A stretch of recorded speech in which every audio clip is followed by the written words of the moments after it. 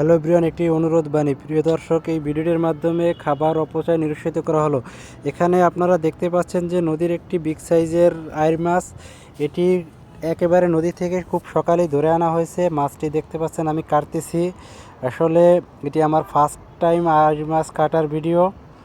তো আইর মাছটি কাটতে আমার খুবই কষ্ট হয়েছে, কারণ যেহেতু আমি নতুন ফার্স্ট টাইম ট্রাই করতেছি। দেখতেই পাচ্ছেন যে কী পরিমাণ বল প্রয়োগ করতে হচ্ছে মাছটির কাটার জন্য। যেহেতু মাছটি পিচ্ছিল তাই আমি নিজেই কাটতেছি, কোনো ধরনের ছাই বা কিংবা হলুদ ছাড়া। আর দেখুন মাছটি কাটা হয়ে গেছে, তো ভালো করে আমি মাছটি পরিষ্কার করে নিয়েছি। এখানে মাছটি পরিষ্কার করে নিয়েছি ভালো করে, লবণ প্লাস গরম পানি দিয়ে ধুয়ে, যেহেতু নদীর মাছ তারপরেও ভালো করে পরিষ্কার করে নিয়েছি।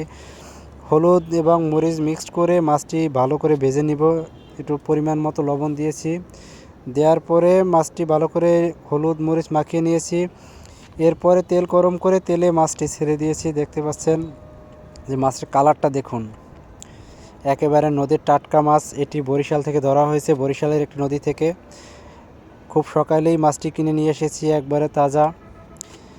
আর যারা যারা আইর মাছ পছন্দ করেন তারা আইর মাছের স্বাদটা আসলে বুঝতে পারেন যে এটা কতটা সুস্বাদু, কারণ মাছটি যে রকমের সফট তেমনি খেতে মজাদার, আর মাছটি পুষ্টিতে ভরপুর। তো দেখুন মাছটি ভাজতেছি আমি। হ্যাঁ, এই আইর মাছের ডিমও হয়েছে। এই মাছটির ওয়েট অলমোস্ট 1.5 কেজির মতো। 1.5 কেজি মাছ আসলে সাধারণত নদীতে খুব পাওয়া যায় না, কারণ এটা খুবই রেয়ার। তো দেখতে পাচ্ছেন মাছের কালারটা চলে এসেছে। এই যে মাছটি রান্না হচ্ছে। ফার্স্টে আমরা আলতো করে মোটামুটি টাইপের ভাজি করে নিয়েছি। ভাজি করার পরে এটি আবার রান্না করা হবে। তো মাছটি ভালো করে উল্টে দিয়েছি। হ্যাঁ, উল্টিয়ে ভাজি করব দুই সাইডে মোটামুটি। বেশি করে ভাজি করব না, কারণ আইর মাছ বেশি ভাজলে আসলে ওই রকমের টেস্ট থাকে না। অল্প করে ভেজে নিয়েছি পরিমাণ মতো করে আর কি, জাস্ট যেন কালারটা আসে। তো পরের সাইডেও ভাজি করতেছি। মাছ আপনারাই জানেন যে আসলে মাছটা খেতে কতটা সুস্বাদু হবে। ঠিক আছে, দেখতেই পাচ্ছেন কালারটা চলে এসেছে। কে কোথা থেকে ভিডিওটি দেখতেছেন অবশ্যই কমেন্ট করে জানাবেন। এরপরে মাছটি ভাজা হয়ে গেছে, এরপরে হালকা লবণ, তেলে ভাজি করে, পেঁয়াজটা ভাজি করে তারপরে রান্না করব। তো এরপরে দিয়ে দিচ্ছি যে পেঁয়াজটা ভালো করে ভেজে নিচ্ছি, হালকা একটু কাঁচামরিচ দিয়ে নেব সাথে।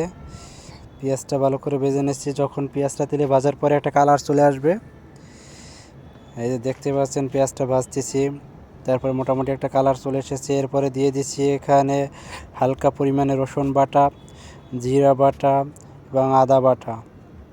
তো এটি ভালো করে ভেজে নিচ্ছি। এরপর হালকা একটু পরিমাণ পানি দিয়েছি, যাতে করে এটি মোটামুটি টাইপের একটু কষানো হয়। রান্না চলতেছে। এরপরে দিয়ে দিচ্ছি মরিচের গুঁড়া, এরপর হলুদের গুঁড়া এবং পরিমাণ মতো লবণ।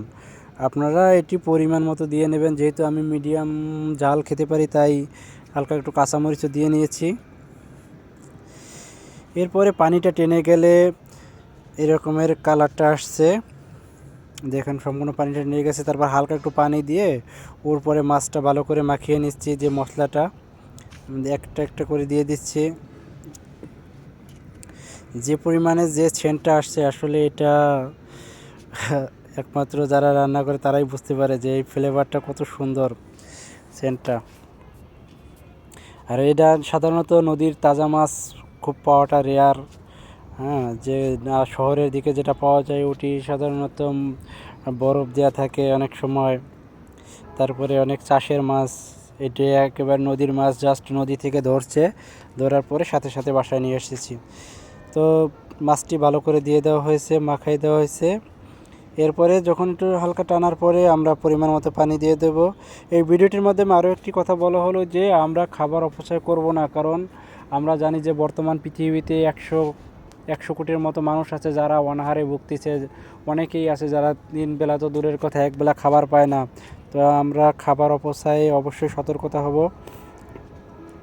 ভিডিওটি ভালো লাগলে অবশ্যই আমার চ্যানেলটি সাবস্ক্রাইব করবেন, কারণ আমি শখের বশেই রান্না করতেছি। এটি একান্ত আমার শখের কারণেই রান্না করি, প্লাস আমি খাওয়া দাওয়া করি টুকটাক। তো দেখুন হালকা পানি দেওয়ার পরে এরকমের কালারটা চলে এসেছে। তো যেহেতু আমি ধনিয়া পাতা পছন্দ করি, এখন যেহেতু শীতকাল তাই হালকা একটু ধনিয়া পাতা দিয়েছি। ধনিয়া পাতা দিলে কী হবে যে এটার একটা ফ্লেভার চলে আসবে। এই মাছটি মোটামুটি হালকা একটু ঝোল রাখবো, যাতে করে একেবারে ঝোলটা দেখুন না কালারটা কীভাবে চলে এসেছে। যেহেতু রান্না করা শেষ, এবার খাওয়ার পালা। তো সবাইকে অসংখ্য ধন্যবাদ। আল্লাহ হাফেজ।